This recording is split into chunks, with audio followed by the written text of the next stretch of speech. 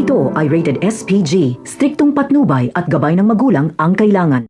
Unti-unti na nga ang pagdating ng karma ni Rigor. Una ay hindi na siya itinuturing na ama ni Santino. Mas naniniwala na si Santino kay Tanggol kesa kay Rigor dahil naramdaman niya na ang nararamdaman ni Tanggol noong lagi itong pinagbibintangan at sinasaktan ni Rigor.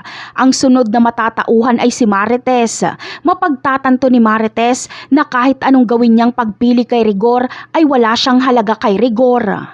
Kaya laging pinipili ni Marites si Rigor dahil ayaw niyang mawala ng ama si Santino. Pero dahil hindi na kinikilalang ama ni Santino si Rigor, ay wala nang saysay itong ipinaglalaban ni Marites. Hahayaan niya si Rigor sa gusto nito. Mas pipiliin ni Marites si Santino kaya aalis silang dalawa.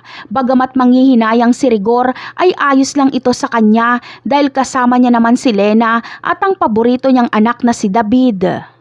Ngunit ang mga matutuklasan ni Rigor kay David at Lena ay ikakaguho ng kanyang mundo.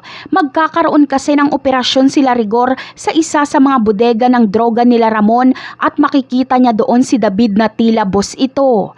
Hindi niya mahuhuli si David pero mapag-aalaman niyang si David ang boss doon.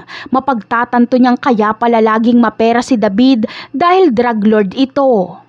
Ang susunod naman na matutuklasan ni Rigor ay ang sikreto ni Lena dahil hindi pala si Rigor ang ama ng ipinagbubuntis ni Lena. Nagpabuntis si Lena sa dati niyang karelasyon at ipinaako niya ito kay Rigor.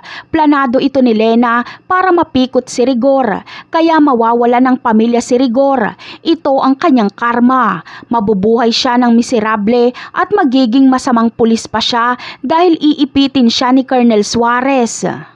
Sa kabilang banda naman ay tapos ang maliligayang araw ni Olga dahil buhay pala ang tauhan ni Ramon na si Beng. Isang tama sa dibdib ang natamo nito pero buhay pa. Palpak ang tauhan ni Olga na bumaril dito. Kaya makakatawag pa si Beng sa boss niyang si Ramon para sabihin gusto siyang patayin ni Olga at si Olga ang may pakana sa nangyari kay Marites. Kaya abangan na lang natin yan. Bye!